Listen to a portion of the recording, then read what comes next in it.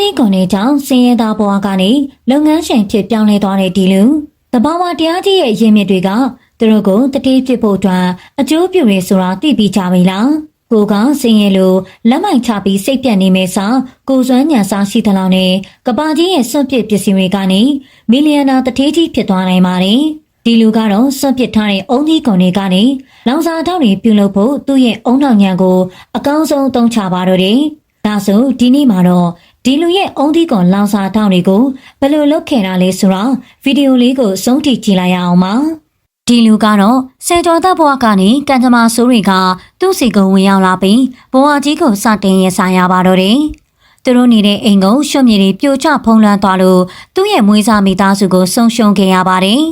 အဲ့ဒီနောက်ပိုင်းမှာတော့သူကလမ်းမတွေပေါ်မှာနှစ်ပေါင်းများစွာနေထိုင်ပြီးကိုယ်ပိုင်လုပ်ငန်းအနေနဲ့ဘာလို့ရင်ကောင်းမလဲလို့အမြဲတမ်းတွေးတောနေခဲ့ပါတယ်သူကနှစ်ပေါင်း90အတွင်းတစ်တော်ပြုံးတိမှု80ရာခိုင်နှုန်းထိတောင်ရှိခဲ့တဲ့စီးရီးယားလီယွန်မှာနေထိုင်ခဲ့သူပါတစ်တော်ပြုံးတိရခြင်းရဲ့အကြောင်းရင်းတွေထဲမှာလောင်စာအတွက်အသုံးပြုဖို့လူတွေကတစ်ပင်တွေကိုမစင်မကျင်ခုတ်လဲလာခဲ့ကြတဲ့ချက်ကလည်းတစ်ချက်အပါဝင်ဖြစ်ပါတယ်ဒါကြောင့်တစ်တော်ပြုံးတိမှုတွေလှည့်လည်မြန်မြန်ဖြစ်ပွားခဲ့ပြီးအကျိုးဆက်အနေနဲ့တဘာဝဘေးဒဏ်တွေပုံမူကျရောက်လာပါတယ်ကြားရောက်လာတဲ့အခါမှာကာကွယ်ပေးမဲ့တစ်ပင်တွေမရှိတော့တာကြောင့်မြေပြိုမှုတွေဆွဆွရွရွဖြစ်ပေါ်လာပါတယ်။မြေပြိုမှုတွေကြောင့်လူတွေရဲ့အသက်အိုးအိမ်စီးစိမ်တွေအများကြီးထိခိုက်ပျက်စီးလာတယ်။သူကဒီလိုတဘာဝဘေးရန်တွေရဲ့အကြောင်းကိုတွေးတောကြည့်ရင်လည်းတစ်တော်ပြုံးတိမှုအကြောင်းလူတွေကလောင်စာအတွက်တစ်ပင်တွေကိုအလွန်ကျွံခုတ်နေတဲ့အကြောင်းတွေကိုရှာတွေ့လာခဲ့ပါတယ်။ဒါကြောင့်ထင်းစားထိုးလောင်စာမိသွေးစားထိုးလောင်စာတွေတီထွင်နိုင်မှုအတွက်သူကကြံစီတွေးတောခဲ့ပါလေ။သူ့ရဲ့ကြံစီသားတကယ်လို့ဖြစ်သွားခဲ့ရင်တစ်တော်တွေလည်းပြုံးတိမှုနေလာမယ်။ဒေသခံတွေအတွက်လည်းအလောက်ကိုင်းခွင့်လန်းနေဖန်တီးပေးလာနိုင်မယ်။သူလည်းသူရန်ဖြစ်ချင်တဲ့စီးပွားရေးလုပ်ငန်းရှင်တယောက်ဖြစ်လာမယ်။စားတဲ့ကောင်းတဲ့အချက်တွေအများကြီးကိုသိလာရပါတယ်။ဒါကြောင့်ထင်းစားထိုးမိသွေးစားထိုးလောင်စာတွေကိုဘယ်လိုပစ္စည်းနဲ့ထုတ်လုပ်ရင်ကောင်းမလဲလို့သူကတွေးတောခဲ့ပြီးနောက်ဆုံးမှာတော့စွန့်ပစ်ထားတဲ့အုံကုန်တွေနဲ့လောင်စာတောက်တွေထုတ်လုပ်နိုင်မှုသူကစတင်နီးလန်းရှာလာခဲ့ပါတယ်။ဒီလိုနဲ့သူက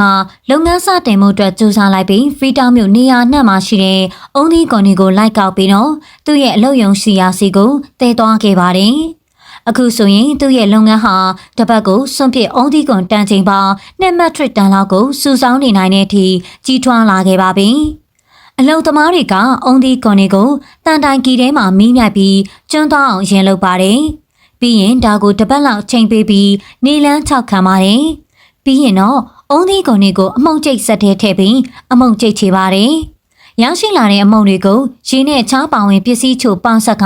အခုလိုပဲလက်နဲ့တမအောင်မွေပေးရတယ်။တမအောင်မွေပြီးသားအုံသီးကွန်မှုန့်တွေကိုခုလိုမျိုးဆက်ထဲထည့်ပြီးတော့လောင်စာတောက်ထုတ်လုပ်ပါတယ်။စက်တဲကထွက်လာတဲ့လောင်စာတောက်ချောင်းလေးတွေကိုအခုလိုမျိုးဘန်းထဲမှာထည့်ပြီးတော့နီလန်းပါတယ်။လောင်စာတောက်လေးတွေဖန်လာတဲ့အချိန်ကျရင်အခုလိုမျိုးအတုံးလေးတွေလှိဖြတ်ယူရပါတယ်။ဒီလိုပုံစံနဲ့သူက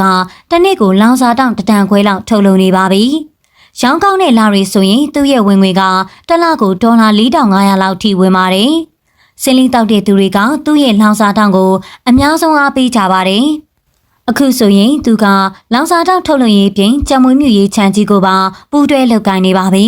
။ပရိသတ်တို့လည်းကိုယ့်ရဲ့ညံနဲ့တထေးဖြစ်လို့ရနေပါပြီနော်။ဗီဒီယိုလေးကိုစုံထိကြည့်ပေးလို့ကျေးဇူးထူးပဲတင်ရှိပါရရှင်။